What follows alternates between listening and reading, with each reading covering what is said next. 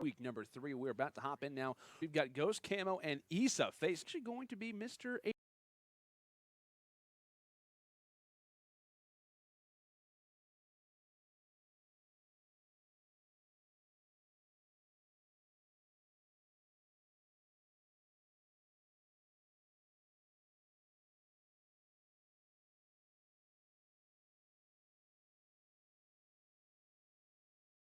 HD playing on PC. This is his 10th or 11th day. Watch this matchup. I know we've done kind of a lot of the consistency of one, and Sypher and HD have had some great moments so far throughout this tournament as well. It should be a fantastic game and one that most likely comes down to the wire.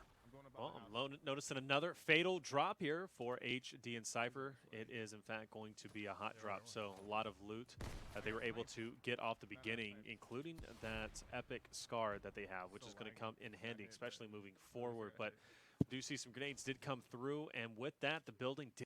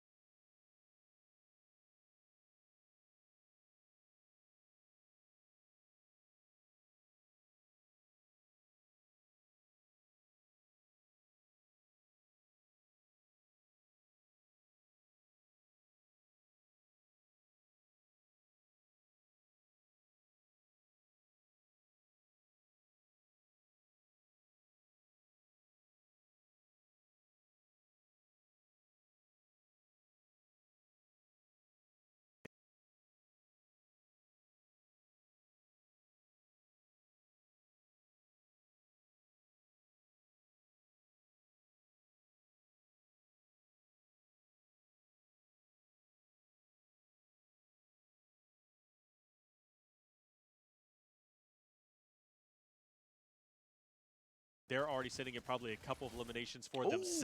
Luckily dodges it, like you always say, Landon. You could thank Scissors for that for the death run, but I gotta say, they're not picking up as many eliminations as they should be. They need to go ahead, lock this down as quickly as possible, and get out of here and start rotating through to lock down as the map as many times as they can, because there's still a ton of eliminations, and this player gets spotted out, and hopefully this is going to be the moment they rotate out. They're already kitted up. They're looking okay. Now get out of there and start working it, because Dusty is one of the natural rotations outside of Fatal, despite Salty. So we already know Camo, Issa, they've already cleared this area out, and they have those slipstreams. They can rotate through. As of right now, they are winning.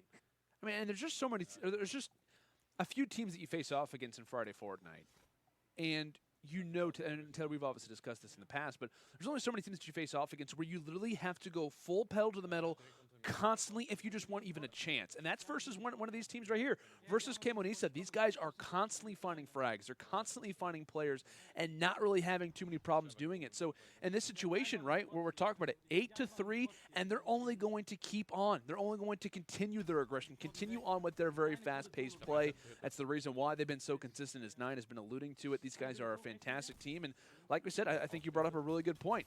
If we want to see Sypher and HD stand a chance, they have to get aggressive. If that's not what their strong suit is, which you could argue for high distortion, it absolutely is something that he feels comfortable with, considering he was Mr. Tilted Towers, he was Mr. Solo Squads. He's comfortable playing aggressive. We'll see if they can start to engage in that. We'll see if they can start to maybe play in that particular way. But the big problem is, have they already gone a little bit too far behind? Are the rotations already going to constantly allow them to be at the back foot?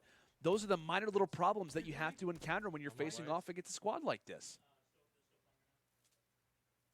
Pushing forward on this attack. I know player up ahead was tagged up just a little bit, and it's going to be capitalized from Issa, and already focused on another team up ahead. And that's what I was talking about, right? You land Dusty, you clear that out, both bottom and top, you rotate over towards loot, you still have the slipstreams. Where do you want to rotate from there? In the meantime, though, we do see some fights are still being done over at Fatal as players start to rotate in, but the Storm is going to be on their back.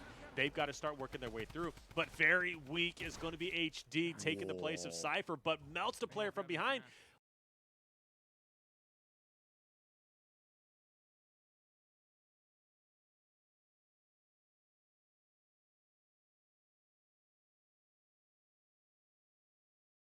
Luckily, bandages in hand, but do they have a launch pad? Will the rifts be enough?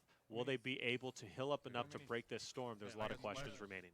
Thankfully, he does have those chug splashes, so that's going to help a little bit. But it's no avail. It's definitely get a little bit scary as they are building up. You'd like to think they've got something of interest to maybe continue forward, but to no avail. This is still slowing them down, right? I mean, they're still kind of hanging around the Fatal Fields area. I think we did see at least one bounce pad get grabbed from Sypher, so that's going to be a positive without question in their camp. But they're still in the storm. They're not going to see anybody over here, or if they are, it's only going to be more of a negative situation than a positive one. So going to utilize a few of these slipstreams and cater that on toward these sky platforms, but it's a matter of just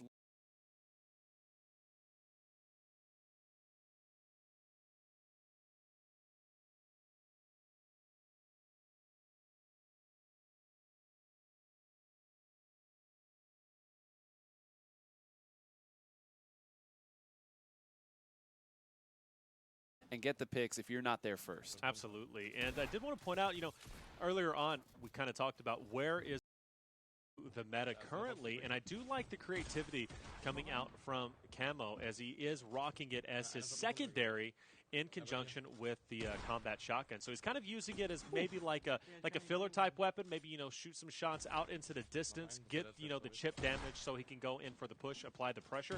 But he's also could be using it kind of like as the maybe the pump and the deagle back in the day, right, where you would get a shot off with the pump, quickly switch over to your deagle, or maybe even the combat or the pump with the flint knock. That's kind of the thing that I think he's going for, and it's not a bad idea. You come in with the combat, and then you follow it up, of course, with the revolver. You're doing, at least 60, 70 damage, or maybe even more with the combat. Plus, you're following up with a 90 hit with the revolver. It's not a bad strategy. You can damage players, get them weak, and then go in for the full elim relatively quickly. And that's kind of like what we talked about the Apex Legends. Like that was kind of like what the Wingman was used for from time to time as well. I know the Wingman was fantastic, during its early times in Apex, where it was pretty much the primaries for a lot of talented players, and we got the opportunity to watch a number of different fantastic squads here at the studio, but to no avail. Like you said, I think it's a great strategy that they're implementing. I think that's a great point that we were kind of asking ourselves, Taylor, coming into this tournament, was how is it going to slip into the inventory? How is it really going to work? And I think you brought up a great point. Kind of use it to do some excess damage, then try to come in and finalize things. It has a great range to it and can definitely start to enter in more inventories as time goes on. But it's a matter of rotations, ballers on one end, and matter of slipstreams for the other, as this may be the time where Sypher and HD can start to kind of bring back what is a decent deficit for the time, heading in toward the Dusty Divot. But for the most part for Camo and Issa, it looks as if Camo, he's actually spotted someone, ends up using the air vent, and there happens to be a day one player just off in front of him. Is he still standing there? He tried. He tried his best, but to no avail. Camo is just far too powerful at the top of the mountain, editing through, and it's going to grab all those resources from the fallen enemy who just entered in toward his first game. And look at that. He enters versus one of the most talented control players in the entire world. Looked like he had to take a phone call there or something. That was just bounced right out. We all saw it. I think there was that moment of like, wait a minute, why am I not being shot at right now? This is a difficult moment. Going ahead, picking up the second one as well. Just furthering that lead that's already pretty substantial. I believe the teammate there is at 9 plus 10. That's going to put you at 19, which is right near that 20-point marker you said they needed to hit, Taylor. And this just comes to show you this entire team, right? You never know who you're going to run into whenever it's a public lobby. You could run into some of the best players in the game. You can run. What are you trying to say, Taylor? Hey, listen, I'm just trying to say maybe their skills could be improved a little bit, but it is a blessing though if you are Issa and Camo, right? Because you run into a team like that, it's easy elims, easy loot. Plus, you finish them off quickly, which allows you to rotate through the map even faster. Therefore, giving you more of a potential to cut off eliminations that could go to Sypher and HD. I want to point out, too, and I know we were talking about pings previously. This was a, 129 right now for Sypher, obviously, in terms of the ISO and Camo. They're going to have that ping advantage. I want to say it was Camo that we had on screen. He had 0 ping. Like, it was like 0, 1 to 2. Yeah. That's pretty good whenever you live next to the servers. That is very, very nice, and could be one of the defining factors as to why they're having such a fantastic game right now. It's most likely, even if he was on like 100+ ping, he'd probably still be putting up numbers. Regardless, though, I want to see. Can I notice? I think it's Camo. Yeah, he has like 0, by the way. Also, Sypher, not in the greatest situations, could be taken down, brought down to 2 HP. Has to be very careful of the current situation. Tries to fire the sniper rifle. Unfortunately, it's not going to land, and it looks as if he most likely will be taken down. Yes, according to High Distortion Screen, Sypher is down for the count. Going to try to go for that reboot card, and there happens to be a nice little event, or a nice little opportunity to maybe go for an item. But nope, not even worried about it for right now. HD's focus is on trying to find that final player.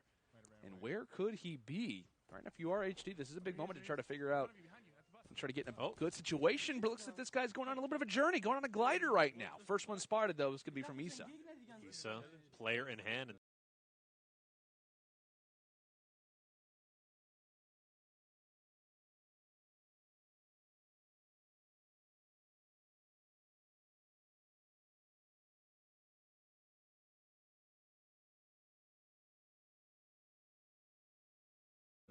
Is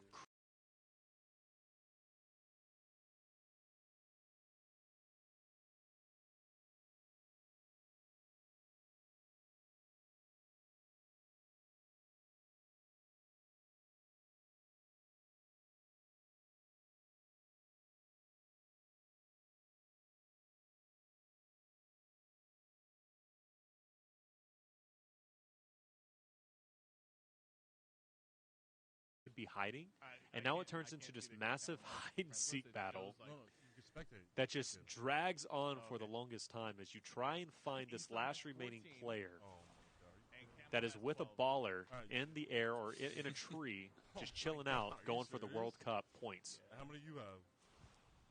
We have 12 together. I was trying to listen to communication just to gain a better understanding of the scores. We see Cypher HD. Bro, I think I was slaying out. Combined for 12 and your HD calling out.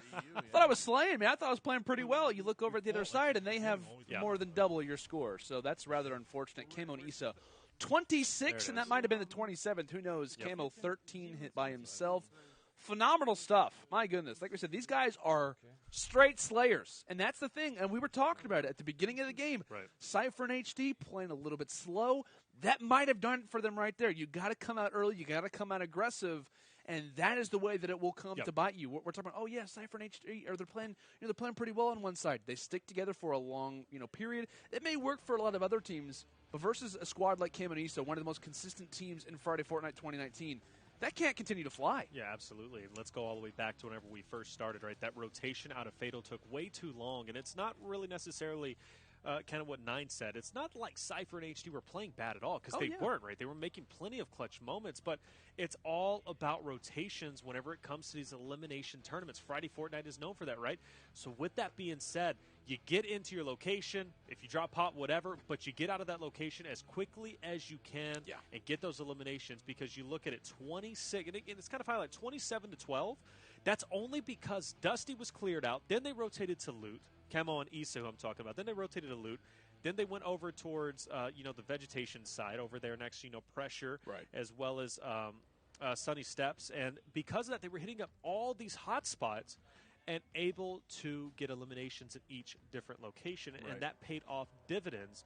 And that's why you see the score so lopsided. Yeah, it's like they visit so many places. It's like they were on a tour almost, and just kind of vacating the map, looking everywhere, where they may. And it looks as if, so it's going to be 27-12, just adding that extra one on top. But, we can already start to kind of get somewhat of an idea for game number 2. I just think that maybe a split has to come through at this point. I will say I'm not the biggest fan of splitting, just because normally it doesn't work out too much in your favor. But you're versing Camo and Issa. These guys are going to play super aggressive continually. They're not going to change up their strategies pretty much. I think you have to split and just rely on something. I mean, hey, at least in your past, HD has been known as Mr. Solo Squad, the guy who can go off and do what he needs to at this moment. He's famous for it. So I think in this situation, I'd call for it. I understand if, at least for them, they don't. But they got to be crafty. This is a team who has played the letting spots very interesting. They're a squad who in previous has landed kind of outside Mega Mall, outside Salty Springs, to make sure that they can kind of choose whichever one they want. So they're familiar with splitting in the past. However, now we'll see how it comes through. But I think, at least in my opinion, we need to see this happen. What about you guys, though? Well, Nine, I don't know what you're thinking. I'm thinking maybe a split could be beneficial. Maybe even cut off some. Maybe, if HD wants to split on his own, go ahead and do that. Cypher, why not switch it up?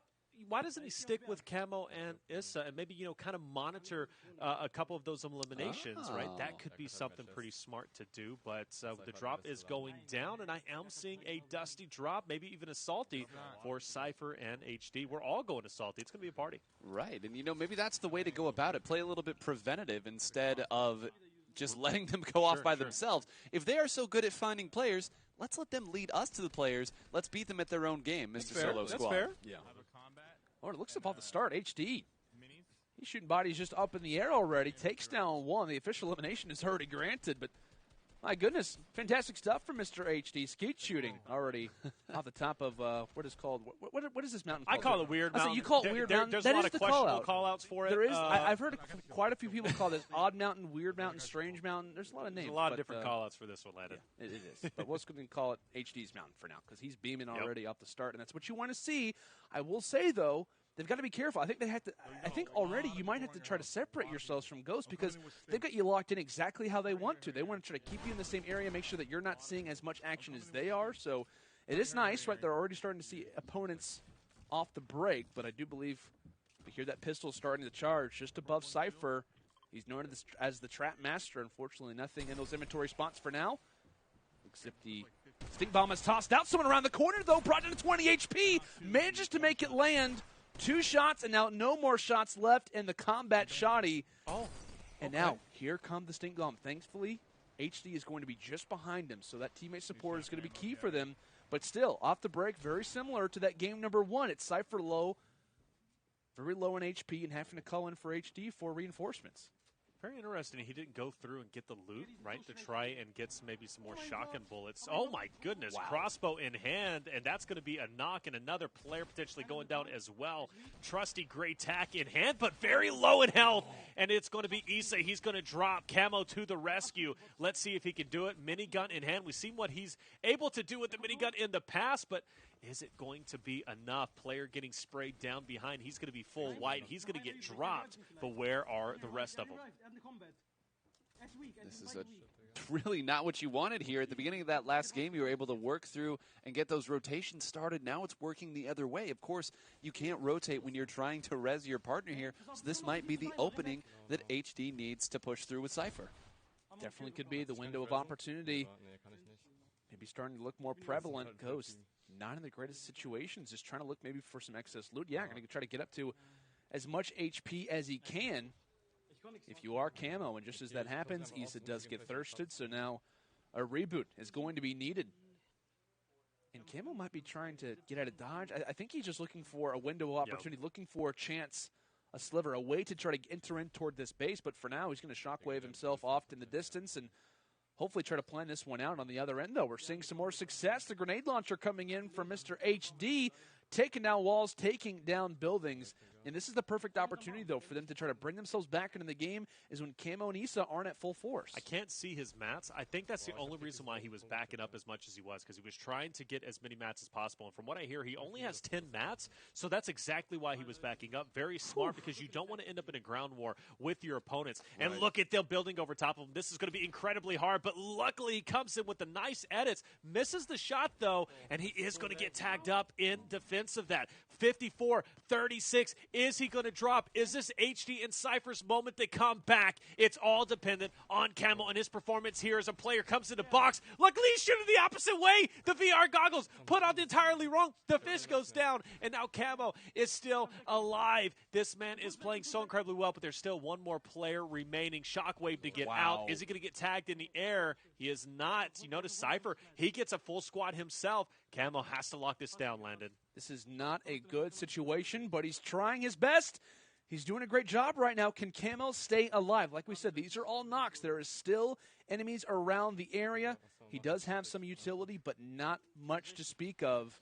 He's making do with what he's got. He's getting shot from the back lines and just trying to get some free time, trying to get some alone time to get these minis down. And he might be able to get behind these trees to go for a few resources. Yet that's exactly what he needs to do right now. Unfortunately, not a whole lot of means of rotation, not a whole lot of means of mobility. I will say, though, he does have that bounce pad. So if worse comes to worse, if he can get back to his teammate, or if he wants to try to use the bounce pad to get back to his teammate, he can do that. The issue, though, it happens to be that there are so many trees around. There's so many people who can see him going for these rotations. And you see they're hot on his heels. They know somewhere is going to be Camo and needs to pretty much channel his inner gamer tag. Can he try and escape? Trying to go back for somewhat of an advantage. Unfortunately, though, loses that high ground. Does have that pump, that trusty pump in his back pocket, but how long this fight is taking is only continuing to benefit the opposition. Absolutely. Staying in salty and 9. You notice Issa, he can't get picked up. The card's already expired. That's going to be a huge break for him. So even if he does get these elims, he's still going to be in a constant 1v2 as HD and Sypher continue to light up the elimination feed. Right, and the resourcefulness to even stay around this long and get the elims and the knocks that they have gotten, I think that it just shows you again, like not giving up here, because remember, they had such a big lead. Maybe 4 or 5 is just enough to hold them off, even if it is only a half squad. It's definitely something to think about, right? Because if you have such a lead as they did 27-12, you have to think, hey, if I could just pick up, an elimination here, an elimination there, I can keep my enemy team at bay. But I do want to point out, Sypher and HD, we're getting a ton of elims over in Salty. And with that being said, they are closing the gap fast. There you see the score 32-22, and there's still plenty of eliminations. We're sitting at a total of 30 eliminations on the map so far for anybody to take.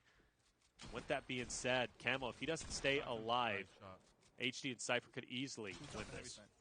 They absolutely could. Like you said, it is only continued success, and we're down to what let's call the final 30, right? As that number starts to decrease, your opportunity of seeing those players starts to rise, because as the storm starts to get, or rather the circle starts to get smaller and smaller, your opportunity of seeing all of those enemies only raises. So 30, there's still plenty of opponents to make this comeback happen. The question is, can Camo stay alive? Can he continue to be a thorn in the side, find 3, 4, 5 eliminations just to make the other team's lives so much more difficult? Spots a baller, but tries to use good trigger discipline.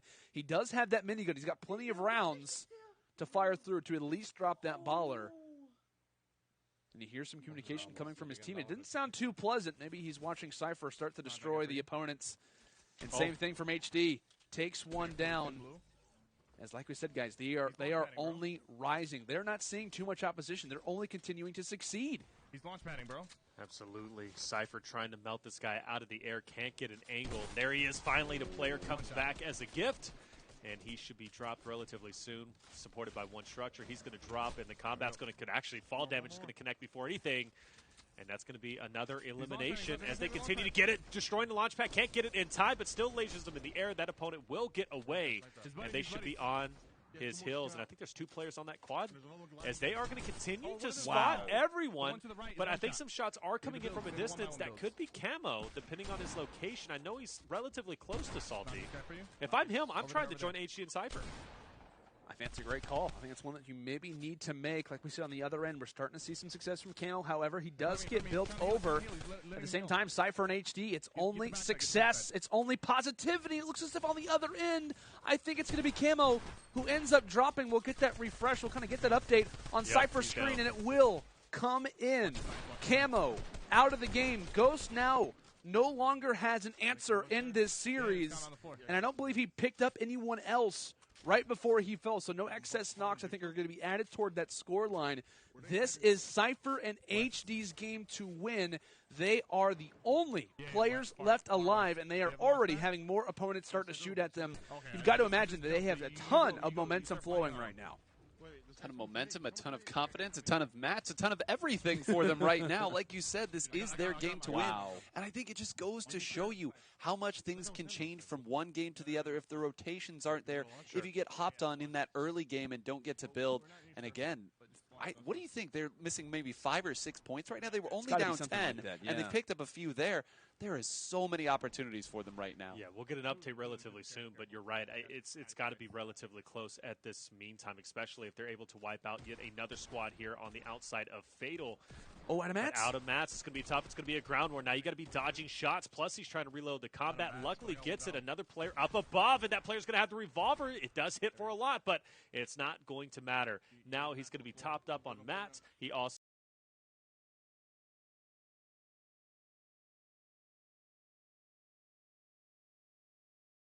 has shield. He didn't even get damaged in that situation, and that's another squad wiped. HD, Sypher, against all odds, are looking as if they are going to come through victorious and move forward in the winner's bracket. I mean, 26-12 at the half. We were talking, hey, should a split come through? How are they ever going to try to, pretty much overachieve and win this game? Well, hey, due to some issues with Issa and Camo, oh my gosh. Yep. I said, due to some issues from Camo and Issa, it wasn't looking the most prominent, but who thought we would be here? Who thought we would be just 1 point away from tying this one up. Guys, like I said, this is their game to win. They've got plenty of players still left alive, 16 to be exact. They just need 2 of them. And up to this point, we were given a lot of props to, even in our very first series, replays and Nick A30. One thing they were succeeding at a ton is constantly singling out the opponents. You know, when you're in a 2v4 squad game, it's never the easiest, but you have to try to use the numbers to your advantage, try to use somewhat of that communication to make sure that you have the fight advantage, to make sure that you're using at least the opportunity to get into a 2v2, if not a 2v1 fight. Use your communication, use the bodies to your advantage, and so far they have been doing that, swarming every player that they have come across. And I'll be honest, they have gotten a little bit low at certain moments. Like there's been times where they've been low on HP, especially at the start of that Salty Springs drop from Sypher. But after that, they've been kind of just trampling over everybody in sight. They've been playing fantastic so far. And we'll see if that trend will continue as Sypher casually snipes someone trying to go for the cozy campfire. So I believe that we're tied now. Yeah, all tied up 32-32. Now, Landon, you're the historian when it comes to Friday Fortnite. Oh, gosh, here we go. Camo and Issa, would this be the earliest that they've ever been moved down to the loser bracket, at least from week 1 and week 2? I want to say yes, yeah, because I believe in week number 1 they faced off, or rather week number 2, excuse me, they faced off against a very difficult opponent in Benji Fish and Mr. Savage. They took them down in that very difficult winners round 1, and then obviously they made it all the way to grand finals from the winner's side in terms of week 1. Right. So I believe, yeah, this would be their earliest knockout. I could be wrong on that. I can try to confirm and make sure, at least from week number 2.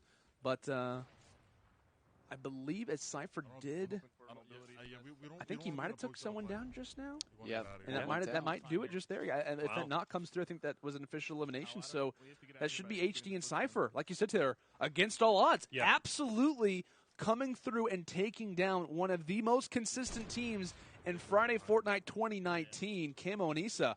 They're headed down toward the losers bracket. And I'll be honest, normally, oh my gosh, like how are they ever going to make it through? I'm worried for everybody else. I'm worried for everyone else who has to face off against this team because they've got to be frustrated. They've got to be angry after a team that is so good.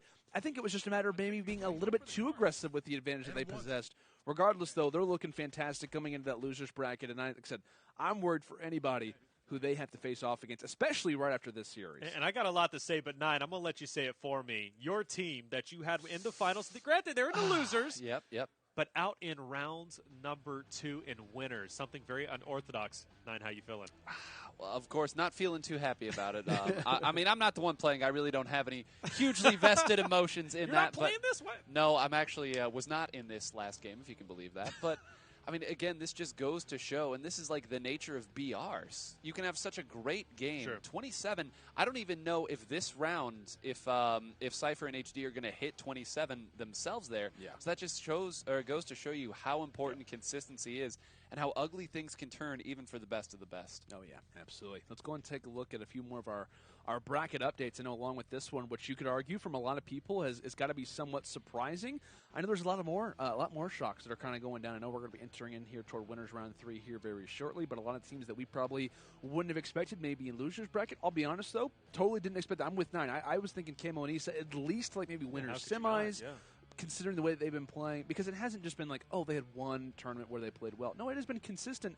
Week 1 and week 2, top 2, top 6. You don't see that happen very often. And we talk about BRs. Everybody knows about it. The RNG that happens to be involved from time to time isn't always the kindest. But, guys, as we're looking out, or rather looking here through the bracket, I saw, Taylor, your reaction. You're shaking your head a little bit. What series is making you do that right now? You know, the High Sky Slappy versus Nickmercs Neo. You know, High Sky Slappy, they had not been performing well in week 1 and 2, but against all odds, they do knock second place second placers from last week, Nickmercs and Neo. Wow, that's actually out in round number crazy. 1. That's massive, right? Because Nickmercs and Neo, the duo, especially, competing in the World Cup, trying to qualify out there. But those two, they're solid whenever they comes to elimination. But High Sky Slappy coming through big and able to move forward and kind of looking through as well. Now, the Gotaga and Airwax. Now, that one is definitely a solid duo that I'm incredibly excited to see how they're going to perform moving forward. But I don't know. Anything. Mr. Savage, Benjifish at the top. Just noticed him going against Sypher and HD. Oh, my gosh. That's my duo to win the whole thing. Mr. Savage, Benjifish, I've been supporting you since week 1.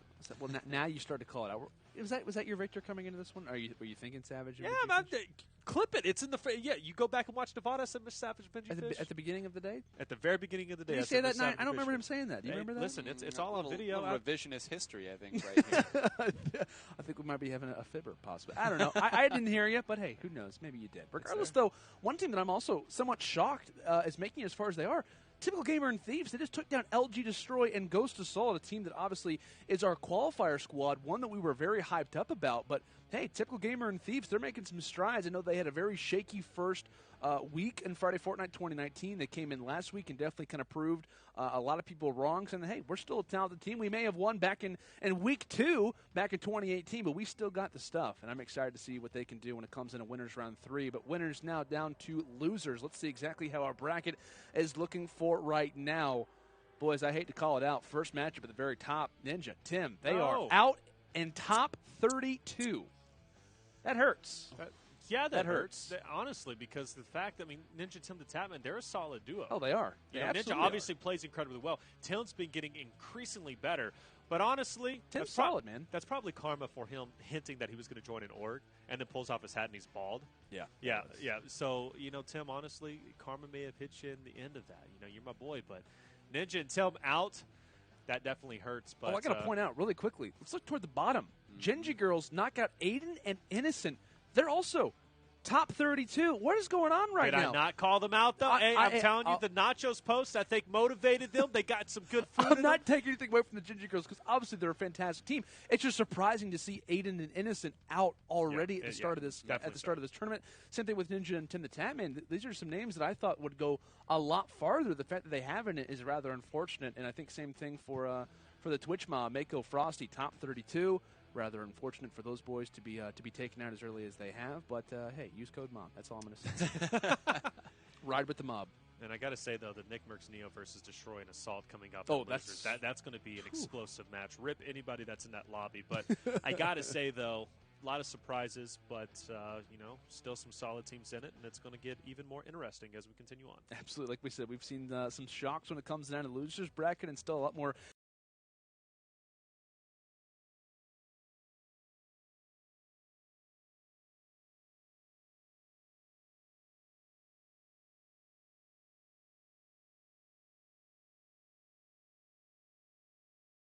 Interesting winners bracket matches to come. Like we said, guys, we've got more trivia questions. We've got more Nintendo Switches to be given away, so make sure to stay tuned for that. Probably question number 2 coming right at the end of this quick commercial break. But like I said, we're going to send it to a short little one, and when we come back, some more awesome Friday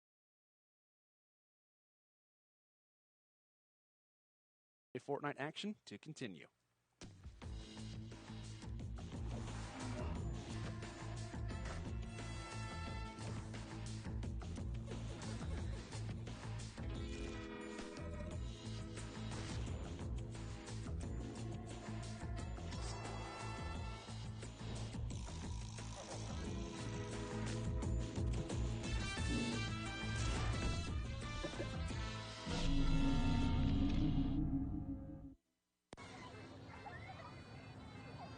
What if I had my own G Fuel flavor?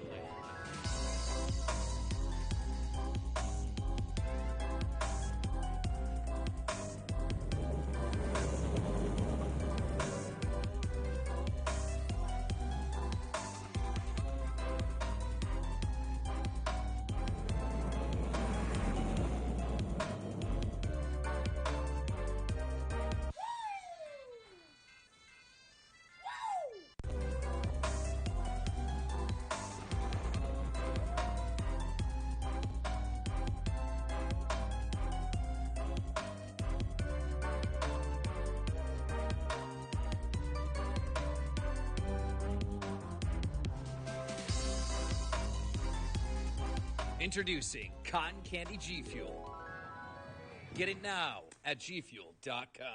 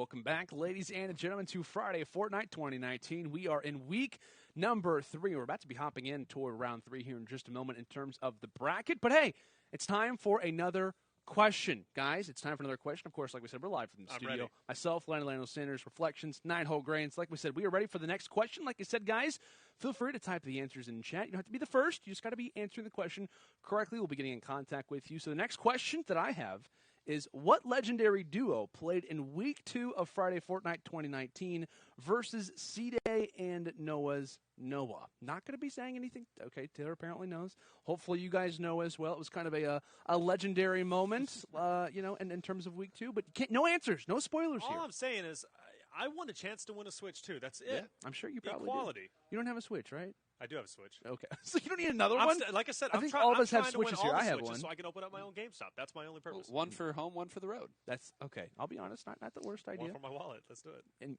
one for your wallet. How big's your wallet? Oh, I see what you're saying. I get you. Oh. I mean, he's trying to be clever, 9. It took me a second as well. It just happens. So, Yep. You make some clever points from time to time, but They always go over everybody's I was gonna say head, though, sometimes they do go over my head. It's Your quite dad jokes, unfortunate. they do happen from time Why to you time. gotta do dad joke? I mean, I'm not it even a happens. dad. It happens. By the way, next matchup we've got going on as we get back into the gameplay. Mega and Dubs facing off against Adapt and FaZe Benny. This should be a fun one. Of course, all 4 members are from FaZe Clan, so FaZe up. Next of all, they're probably, happy to play against each other, but at the same time, if you are a FaZe fan, you're a little bit sad. My personal thing that I have to be keeping in mind is that this was one of my favorites. Mega and Dubs are one of my favorites to win the entire tournament. They had a little bit of a slow start when it came down to Week 1, totally turned it around in Week number 2. I think they might have had like a top 4 placement, something along those lines. So if I can kind of hold on to something, it's the fact that I have these guys going pretty far. However, never going to be an easy matchup when you're facing off against guys like Adapt and Benny. I know Benny's obviously a professional player for them. Adapt, still a very talented player in his own regard. I know he's obviously one of the OG members of FaZe Clan, a very talented content creator, one of my favorites back in the days of Call of Duty especially. But I'm excited to see what these guys can do and maybe any damage that they can do to this very talented young group. Phenomenal job from Mega coming through big in the end. You notice how he's editing out the stairs. He brought his opponent's build down. His opponent picked himself up.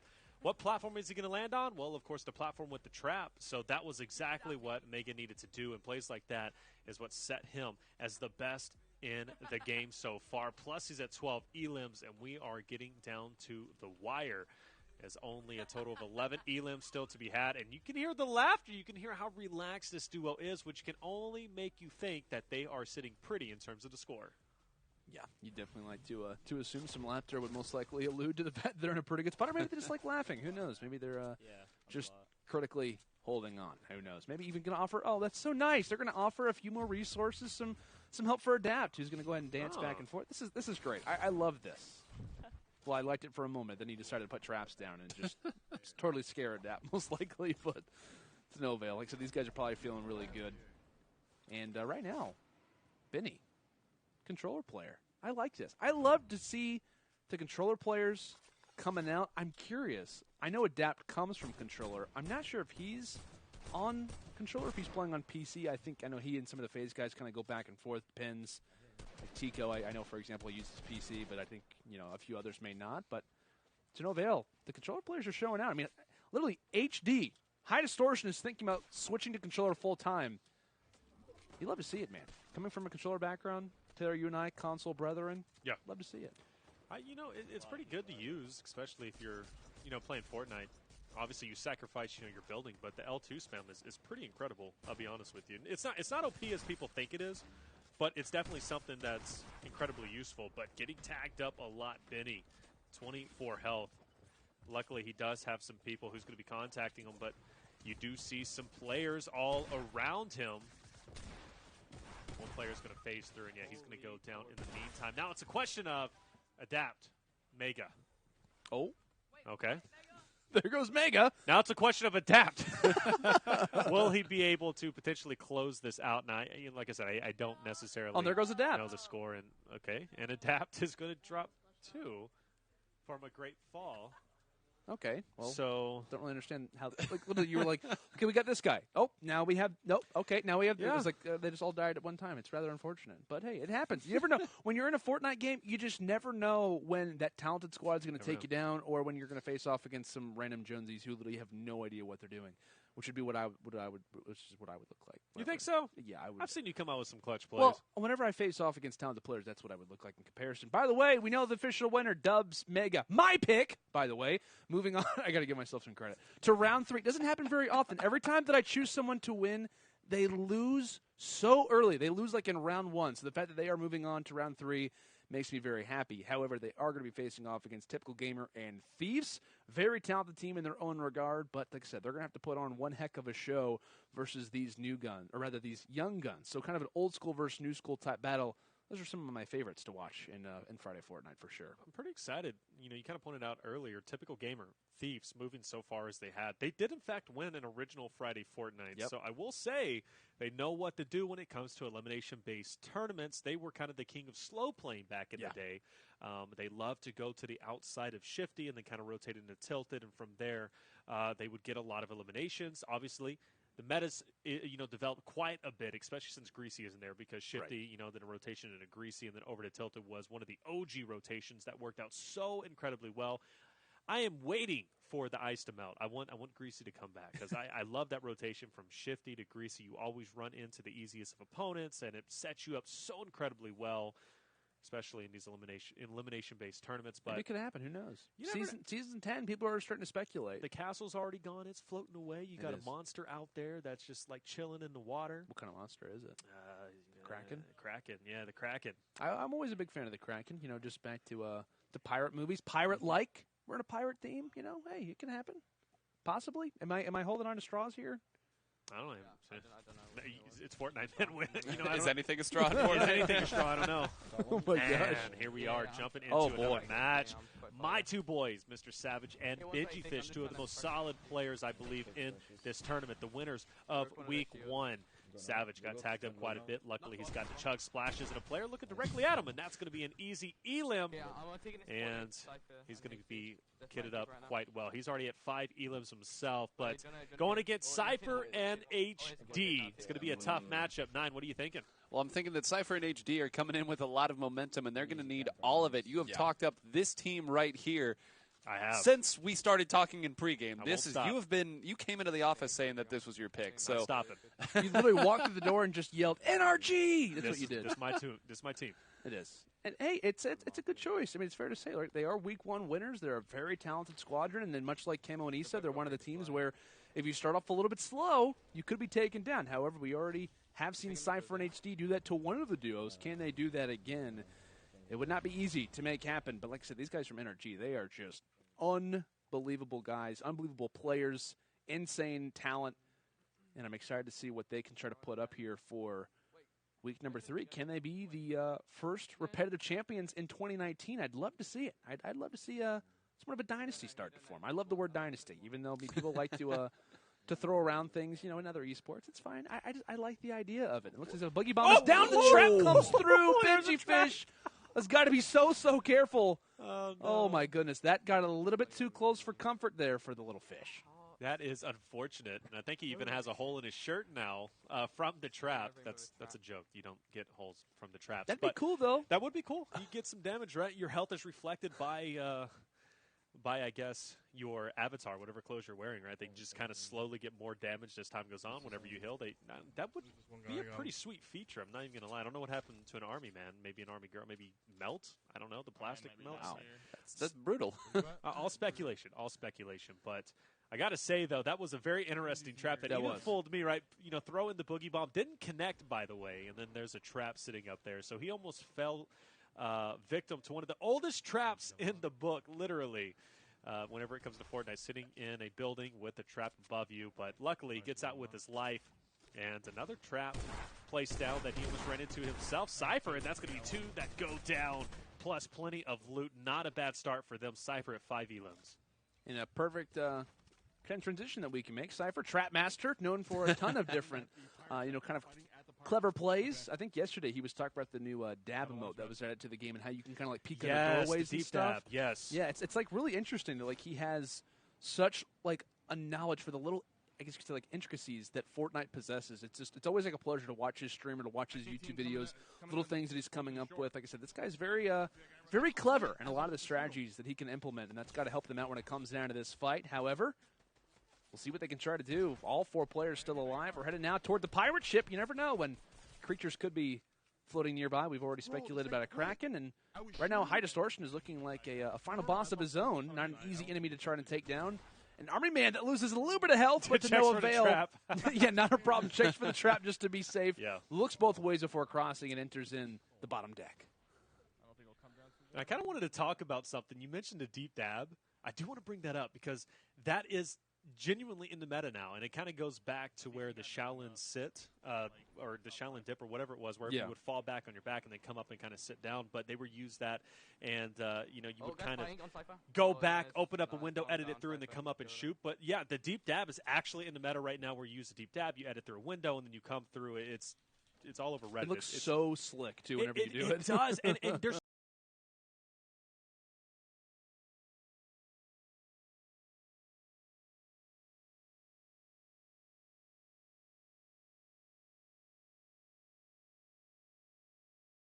no way to connect with it. It's so sneaky. So if you can, you know, kind of bind that that emote, come through, edit a window, and just aim through, like it's almost OP in a way. So, you know, they say Epic Games, you know, is always saying, you know, no competitive advantage, but it's if somehow, some way, we have used not only skins but also emotes to raise your competitiveness level up. So you love to see the creativity in this community. Anything to get an edge. That's for sure. Definitely. And I believe, well, we're kind of looking for the last few players. I'm going to go ahead and announce a few more of our giveaway winners. Like we said, guys, we're giving away Nintendo Switches. If you lose right now, no worries. We got still plenty more to be given away. So the question that I obviously, or rather asked, related to what was kind of a really hyped up duo that played in week number 2 versus C-Day and Noah. The answer to that one was, of course, Ninja and Pewds. Ninja and PewDiePie, one of the most hyped up collaborations in video game history, happened in week 2 of Friday Fortnite. They actually won that particular game, which was awesome. For those who remember, have gone back and maybe watched the VOD. And our giveaway number 2 winners are Coleman1324, Derpy Hunter 117 _ and Unknown Kid with 2 Ds at the end. Congratulations to you guys. You are Nintendo Switch winners.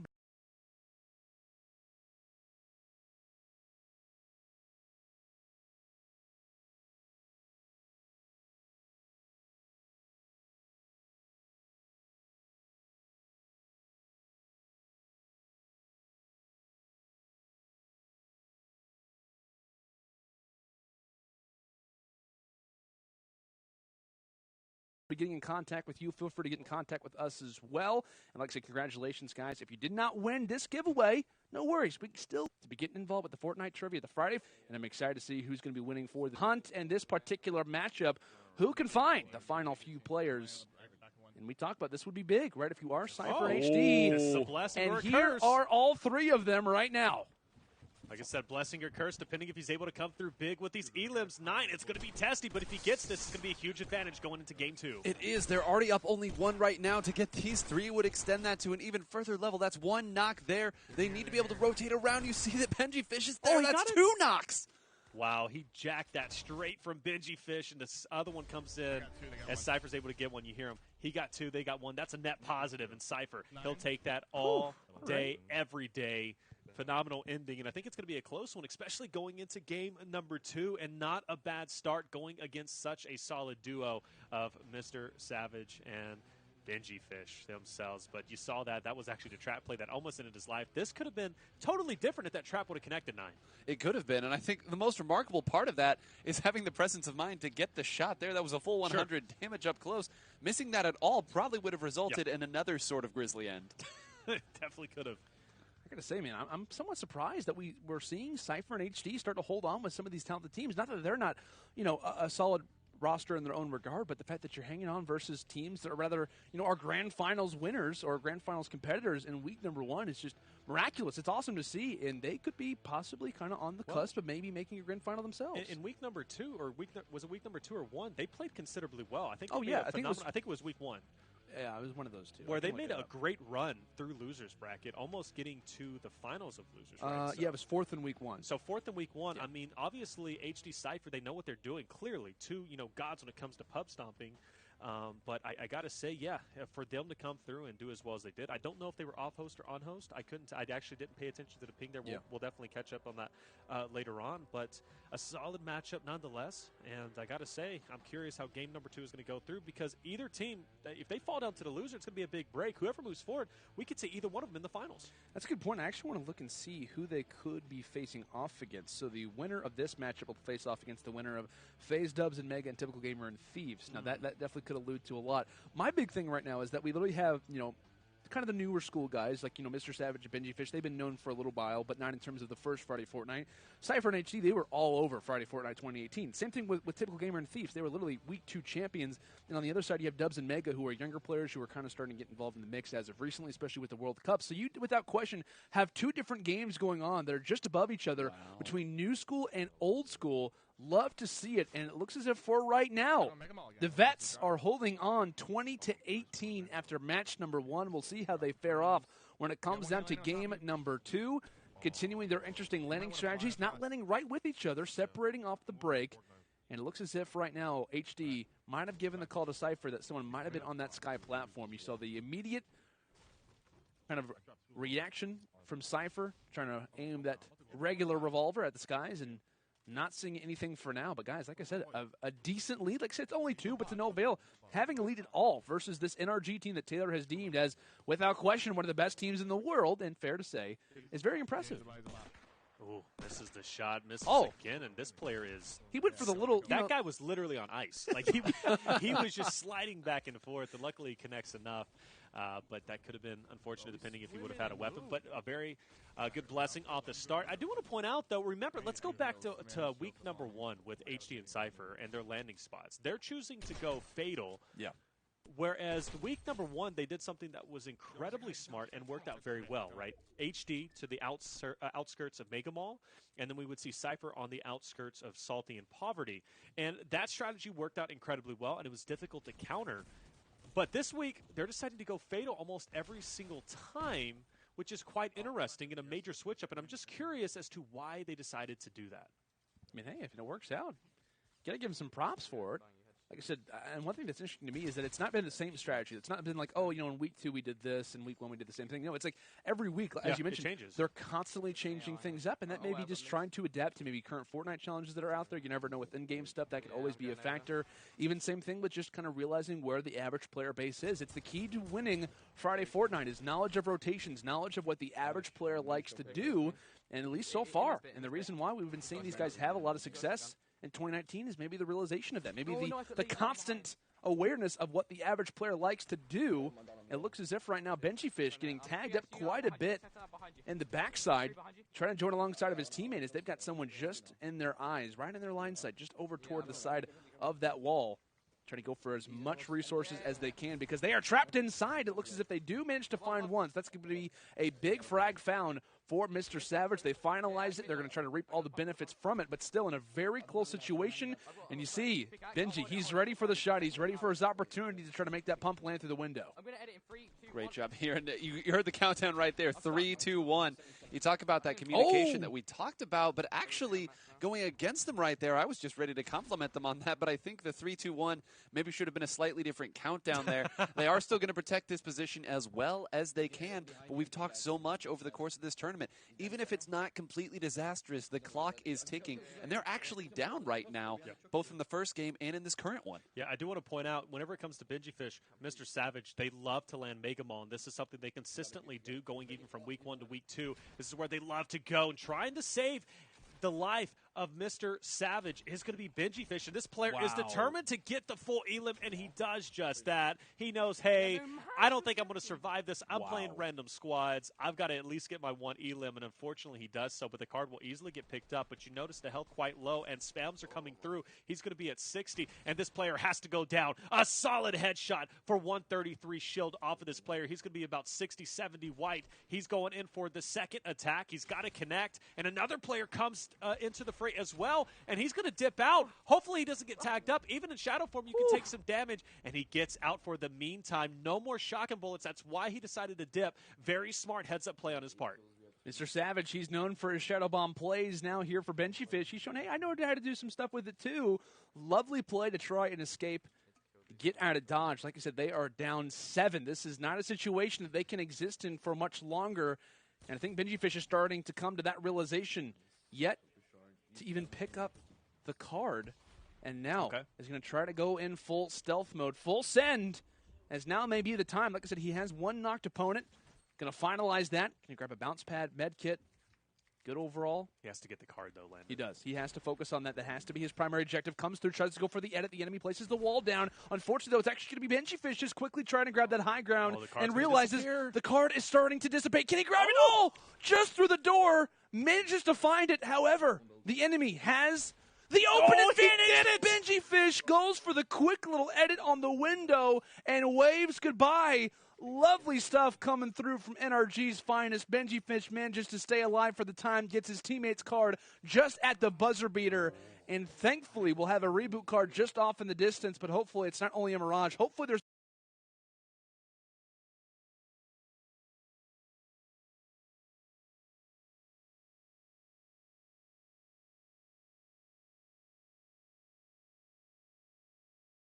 not any enemies just around the nearby area.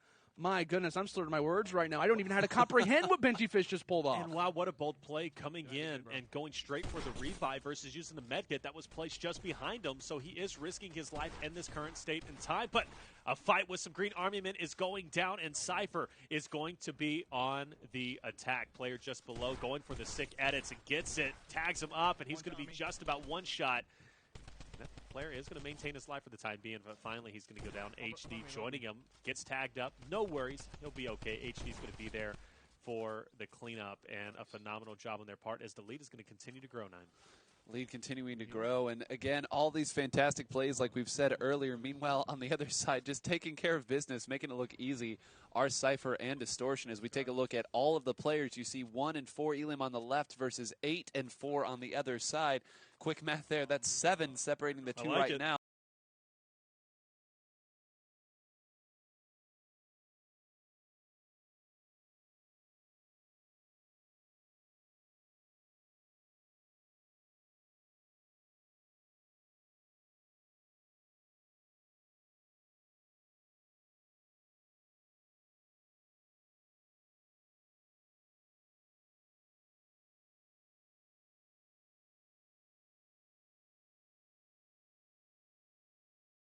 Exactly what correct.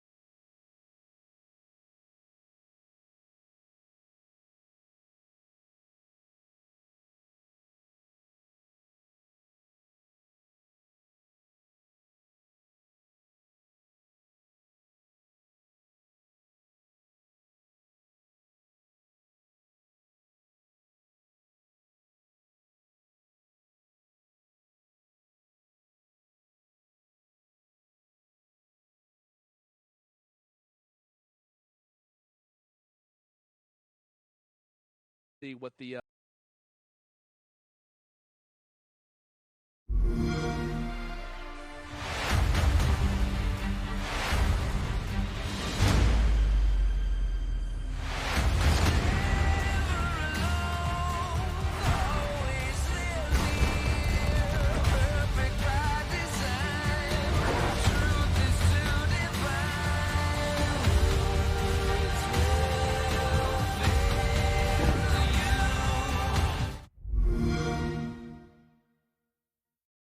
course of this tournament, that the very beginning, even for these top players, when you run into these random pubs, you never know who you'll run into here. So gotta, take care of some of the groundkeeping here. Get yourself some green, get yourself something that isn't just gray before you move out here. And I like the fact that they've done that here. Again, sticking together, just trying to avoid disaster. And like you were saying earlier, Landon, I think that really has been the theme that has seen our teams move up so far. Absolutely. Like I said, just trying to stay alive, playing everything, and keeping that calm, cool, collected attitude, which has treated Cypher and HD so kindly up to this point, but avoiding traps is also key. As you see Gotaga reference one just over on the right side of his screen. I believe there is at least one more player over in Salty Springs making their lovely way just through the middle of the street, trying to pickaxe, but nothing really gets accomplished. It's solely a few swings, but nothing, like I said, gets found out from it. That was only a knock, so if there is any indicator, there's got to be a few teammates nearby. Based off the level of play, you could argue maybe a rogue soldier, one who just happened to find themselves in Salty Springs, and they at least land on the map, which is a positive, I guess you could say, for those for that particular player. A positive slowly turning into a negative as you realize that your pickaxe is vastly outranged by assault rifles and shotguns. But again, they've been sticking around on this side here, maybe looking for that last one. But we've seen earlier, taking a little bit too long on rotation can be a big deal. Now, it doesn't look like either side has a big elim count right there. They're actually tied 1 and 4 and 2 and 3 on the side of Gotaga and Airwalks here. We're going to be going to Myth right now, who's running around here, trying to, again, build up the mats. I believe saw one off in the distance there, does put out a marker, so they're going to be going for that right now, knowing that they can't sit back for too long.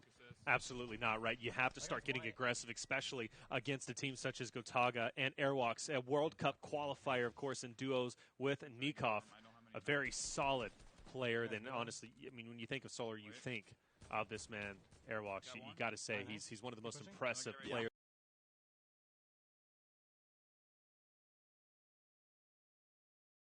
Whenever it comes to FORTNITE. So with that being said, you can't slow down. You have to put it all on the line. And everybody who's been watching Myth, been watching Poach, know that they are very comfortable in these high-stress scenarios. And Dusty has been there so far, but all sticking together. Very interesting. Breaking free is going to be crucial. Getting those rotations is going to be massive. After this elim, honestly, I'm rotating out. Exactly. That's going to be a full elim. I'm getting to the slipstream. I'm getting to loot. I'm going over to Mega. I'm doing whatever I can to get some distance. That's what you want to do. That's kind of the name of the game when everybody's at the same exact point of view, and your goal is to solely just go for elims, to solely go for the advantage. It's a matter of who can get out of here first, who can make that rotation. It looks as if right now, of course, Poach has to go for the med kit. Slows down the progress a little, but you notice those arrows are quickly starting to seek out some new opportunities. Grabbing some ammo along the way and just trying to make sure those inventories are as best as they can. As we take a look now here at Solary Zone, Mr. Airwalks making the rotation. I love that everybody's using these soldier skins. I got to say, these are some of my most favorite, probably, or rather not in Friday Fortnite history, in Fortnite history, but also in Friday Fortnite because, hey, best dressed should definitely be a thing. I would definitely kind of award that to people from time to time, but I was thinking about that the one game where they do have the best dress that we would kind of see on. Oh, that's true. Yeah, Yep. So I was kind of alluding to that before every game. But yeah, that player's knocked. He's floating away, and he's eventually going to go down. And there's a full elim coming through. But it's not easy, ladies and gentlemen. It's not. It's Pixel not. perfect. Getting those lasers through is definitely a learned trait. And of course, Airwalks knows exactly what he's doing. But I do see Purple is going to be in the slipstream. It's going to be Myth. But in the meantime, Gotaga already in a fight himself. Oof. Very weak, but the trap does miss, unfortunately. And now he's got to drop down. And with that drum gun spraying away, it's going to be very difficult for him. And you never know if shots connect onto him. He could go down. That's 2 as he lasers the opponents up ahead. I think that was the reaction as well. They're 9 like, whoa, what just happened? How did we lose all this HP? Why are we all down in just a matter of seconds? Great stuff coming in from Gotaga. as Airwalks as well joining the fray. And I think this might be the entire lobby who's sinking their teeth in toward Mega Mall. A lot of shopping to be done. It's always nice to have some friends along with it. Always nice to have some friends, but again, everyone's starting to rotate to the same area. Do you think this is just because they have the same idea, or is this some sort of strategy, Taylor? Oh, I think it's definitely got to be strategy, right? I mean, because they could have easily took that slip, which, we saw the first one was Myth. He could have easily went over towards Loot. But the fact that they pushed outside of the circle even more, and they're not pushing deeper in the circle, they're wanting to play that gatekeeper role and try to get as many elims as they possibly can. And now it looks like as if we're going to have a rotation maybe over towards Salty. Not a bad rotation to take, but I think some more players are going to be spotted in the air. Myth, he's going to take a little detour, try and fire some shots. Unfortunately, not going to connect enough, and now he's got to rotate through, and that is going to be Myth taking fall damage. And how many victims have we seen unfortunately miss the slipstream because they're just a little bit short? It happened to PewDiePie last It happened week. I was about to point that out. It happened to PewDiePie. We've seen Dr. Disrespect take some fall damage as well, wow. and this is going to be devastating if Poach goes down, and there it is. Poach goes down, Myth is down. That's huge. Now Airwalks, Gotaga, they have free reign of the map. And I know Myth was a little bit frustrated there. I honestly wasn't exactly seeing what happened in his overall perspective, but trying to make his way down to low ground is Gotaga. But like I said, if Myth was able to stay alive in that particular spot, you could argue a much different ending to that particular situation. And right now, Gotaga's getting overwhelmed, but it's not that much of a deal as he takes down one. Also has some assistance for the second.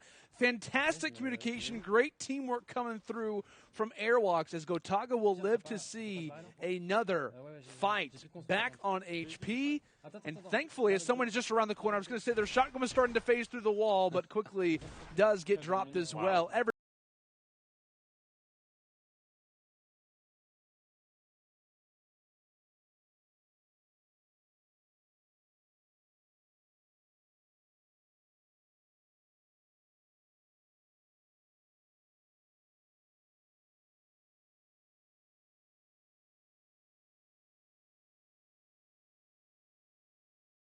And with some vengeance, I will say, in the Storm, they do have something to work with. Some glad to redeploy some bounce pads and even some shadow bombs. They've got the key to escape, and they're going to make it look effortless. As also, in that particular fight, they do take the lead, now up 12-10. You can see there, too, still 29, 30 people up left right now, so that means that there is plenty of time for them to do a victory lap here and pack on as many points as they can. We talk about how unfortunate that was for Myth falling down there. You have to think that Myth was rotating back over to help Poach in that situation, but sometimes one little slip-up is all it takes. Yeah, reverting all the way back to the first ever Ninja event as Myth took the fall damage and loses, unfortunately, as well as Poach went down. But, I mean, these things do happen. Now you have to start thinking about, hey, this is out of our hands now. What are we going to be doing for game number 2? But I will say, go all the way back to that original fight that we saw where Gotaga almost was fully knocked. Yeah.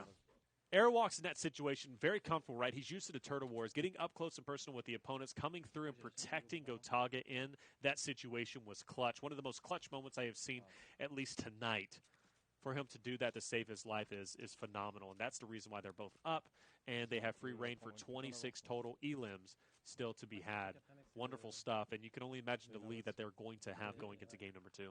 Absolutely, yeah, for sure. They should be in a really good spot, and that's kind of just off of and more of a cadence and more of a credit to the fact that they played that one so well, like in terms of communication, awareness, right, of your teammate in this situation. Whenever you ask him, hey, how's everything doing, you don't hear anything back. It's most likely because he's in the middle of a fight, in the middle of the fray. So great stuff coming through from Airwalks, as you mentioned, Taylor, to kind of come through there with the support, and often that can be the main difference, right? Making sure that you have your teammate available, making sure that you can engage in certain fights is so, so important, and that's the reason why we see them alive with 24 more enemies just ahead going for the rotation. Like I said, Storm's going to be at their backside, but hey, no problem. Slipstream's just ahead. We'll see if they can land the jump, and yeah, they're going to have no problems with that one.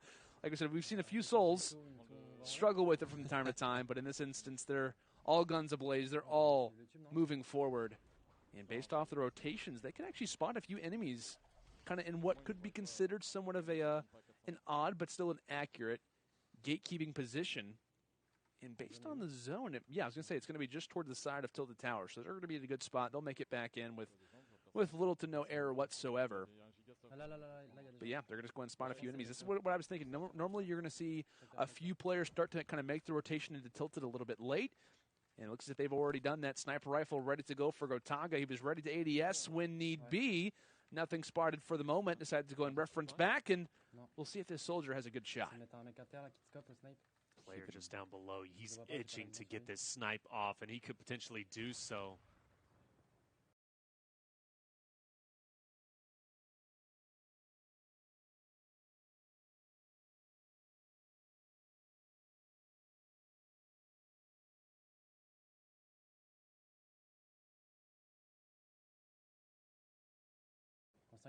With that being said, he hasn't taken a shot as from taking damage a little bit earlier. I am going to hear a Shadow Bomb is going to be used. That's going to be this dynamic that we have. You love to see this. Stinks are going to go out. That's going to force the rotation out. They're not going to be expecting Airwalks to be up on that hill behind them. And now they'll to spam shots down below. We're going to get this dual feed up for you so you could see the action go down. But this is the dichotomy that you need between these two teams. Play everything that we've talked about in terms of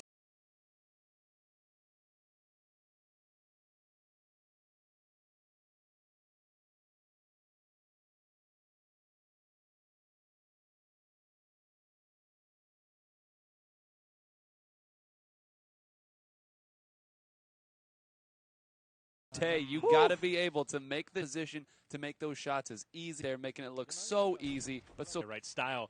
You need to look cool in the lobby, right? That's one of the with that being said, he's sitting at 10 elims himself. Gotaga playing incredibly well. He hasn't had the best performances when it comes to Friday Fortnite, at least week 1 and week 2. But being paired with Airwalk seems to be complementing his style very well. And I got to say, they are looking like... Absolutely. As we see them kind of on the prowl, I'll be keeping this in mind. But, guys, we want to let you know who ended up winning of those 3 Nintendo Switches. Like we guessed it.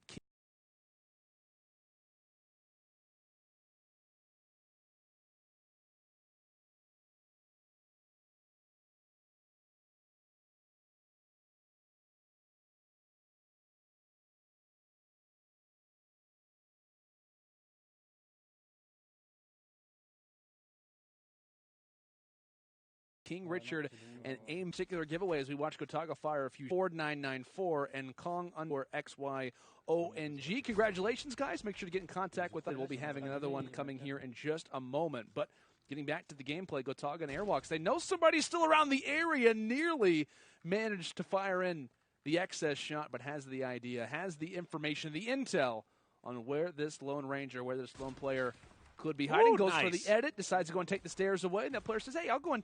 It's no avail. Gotaga is not about, but make sure he has the high ground, getting back in the box to come in for a flank. And this is exactly what he needed to do. I was wondering when he was going to come down from his perch and come through and try and help out Gotaga down here. Can't get this wall. Gotaga, though, on the flank, and watch out for the deep dive, or what is it? What is it? The deep... Dab! There it is, the deep dab, man. Hey, listen. I was confused there. I was like, wait, what are we talking about? I was going to say that.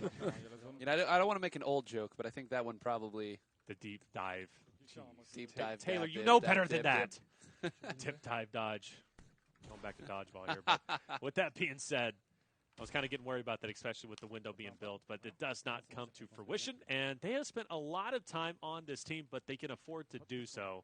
If Poach and Myth were still up, I'd be worrying about them. Like, hey, you guys got to get in. You got to get these elims. But luckily, they have time to kill and easily can outrun this storm as soon as they get above it. Already spotting a couple more players. If he hits this shot, I am going to throw up. I'm actually I'm really anticipating this now. I don't know about you, say, Nine, but I'm looking for the nearest trash can right now to make you could good do the on offset. That'd be fantastic. to make good on the word here. But now they kind of have two ways they have to look. And I was about to say, that's very scary. They broke the storm, but only by a little bit. And actually, as they were looking up ahead, a couple people were behind. It's difficult to gatekeep when the person you're trying to gatekeep also has bullets aimed at you. That is a fact. That's for sure. Not the greatest situations. Maybe a little bit of a sandwich coming in for Airwalks.